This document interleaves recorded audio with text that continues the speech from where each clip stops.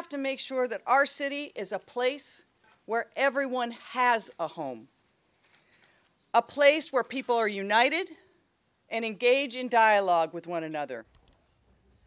Mayor Jenny Durkan spending her first day in office, not really in office, crisscrossing the city of Seattle, 5 spots in all, getting right to work, signing not 1 but 2 executive orders. And she spends her first full day, at least morning, here in the studio with us. So glad to have you here. Good morning. Thanks for having me. And congratulations. Okay, 5 stops yesterday. That was really important to you. Tell us why. It was. You know, I love Seattle, but we have all these different neighborhoods and communities.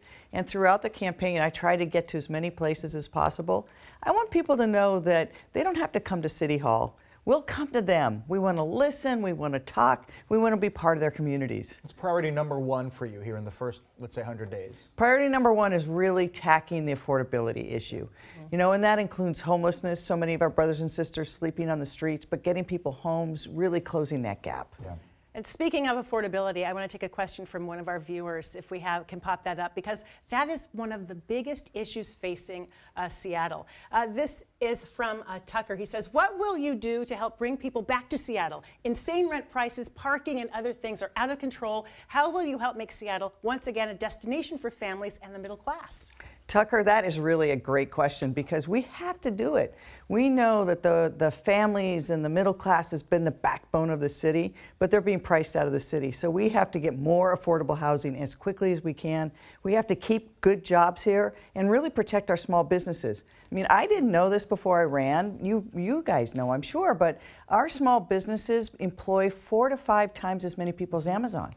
They really are that backbone, so we've got to keep that going. In between that and homelessness, tiny houses is an issue that we've seen in our coverage in other neighboring cities that has worked in some cities, and there's some controversy over it. What is your position on tiny houses in Seattle? We want to make sure that, you know, they're not the end solution because we want to get people real homes. But we have to have a range of solutions. And so throughout the campaign, I've said I want to break ground on 1,000 tiny houses. And I think we can do that. We've got to get the process underway and get started because we got to get people out of their cars, out of tents, off the street to somewhere warmer and safer. You said maybe even in the first year we might have those 1,000 tiny houses. Yeah, I don't know if we'll get all 1,000 in the first year, but we will move forward on the first year. Absolutely. One of your executive orders yesterday has to deal with race and social justice, which I think we need to talk a lot more about in this city. We absolutely do. I mean, we know that it affects everything we do in our lives. And we have to really be honest about it, have honest conversations. And I wanted on the first day for people to know I'm going to have those conversations. We're going to work in the city. My office itself is going to work on it. We have to address those issues because that's who Seattle is. Those are the kind of values we have, but we have to be honest about the systemic racism that we face in our city and our country. And you'll have a new King County Sheriff to deal with, and you have major issues when it comes to race relations and police accountability. What is something you can tell us singular that you will do to address that? We will move forward on police accountability. We're going to review to make sure that it gets really in the systems and in the culture of the police department. And we will continue with the anti-bias training and continue to look at those issues so people in every community in Seattle feel like they are protected and served by the police, and the police feel like they're connected to communities. And that's really the key, because police, without the police, where would we be? We have to have law enforcement to protect us. But finding that balance between people feeling that they're protected and served and the police feeling like they have the support of the community. Absolutely, and that works. It keeps us all safer. You know, I know those police officers work really hard every day. They put on that badge to protect and serve, and the community needs to feel that connection because they need to feel safe to report crimes, to know that their communities are safe.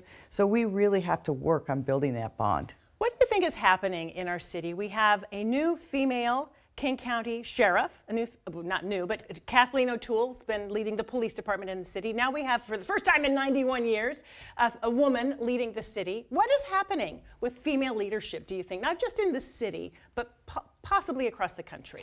I think we saw that first early wave in the 90s when we had that first, we had 2 senators and a governor that were women, and then we kind of fell back. And I just think with all the conflict and division right now, women are stepping up in ways they haven't stepped up before, and people are turning them for leadership. I think it's a great thing. Why do you think it's happening, though? I think it's happening for a number of reasons. One is I really think the division we feel on the national level, people don't like. They want to get things done. And so often when that happens is let's try something different and let's turn to women who are I think sometimes better at resolving those conflicts, bringing people together and moving forward. The word crisis gets thrown around a lot with a lot of issues. Opioid is a crisis, and not just the stereotypical people would think, oh, it's the homeless, it's someone on the street.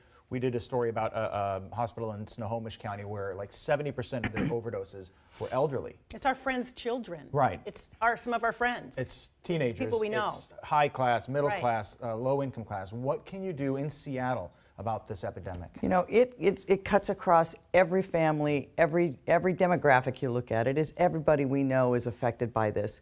And so we have to step up in a number of ways. One of the things I really want to look at and find out is how do we get more resources for treatment? You know, we only really have one treatment center for treating heroin in this city, and it can only treat around 1,400 people. So we've got to, number one, get more dollars for treatment to help people. We've got to educate people better, and we've really got to reduce the number of prescriptions of the opiates and the number of pills that people are getting in a prescription to cut off that supply, because often that's the first step. Where do you stand on safe injection sites?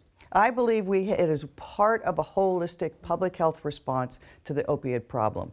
I think it is a place where we can make sure that when people go, if they're connected with health care and the ability to get treatment, we can maybe make things a little safer. It's not a solution, but it's part of a spectrum of solutions. I want to get to this question from Kayla. She says here, you want to spend millions per year to give free community college tuition to high school grads. What do you plan to do to help adults whose work skills are dated and they're unable to afford schooling to update their skills? Such a great question. I've actually been talking to both the state and federal partners to say, what can we do about retraining and re-education programs?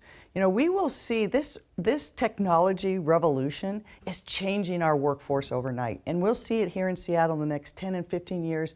Thousands of jobs we have today will no longer exist. So we have to build that into our system to make sure that everyone keeps connected and has a way to support themselves. You talked about serving all the people. We've only got about 30 seconds left. But when you kick back and you're like, all right, I need to relax. In the city of Seattle, there are so many great places to go, things to do, whether it's theater or sports, Pike Place Market. Where do you like to go and hang out on a Saturday night? You know, it's a mood thing. As you know, depending on your mood is where you go. So for that quiet moments, Elliott Bay Books, can't beat it.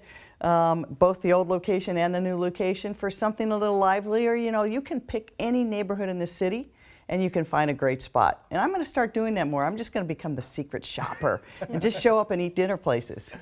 I hope you don't mind if I ask what you think that your father might think of this. The Durkan family is well known, extraordinary. You come from a long line of doers. What do you think he would think about you being the mayor of this city? You know, I think he and my mom would both be very proud. And it was interesting, last night I had a good friend of mine, Lem Howell, who's been around for years, and he put his arm around me and said, your mom and dad would be so proud.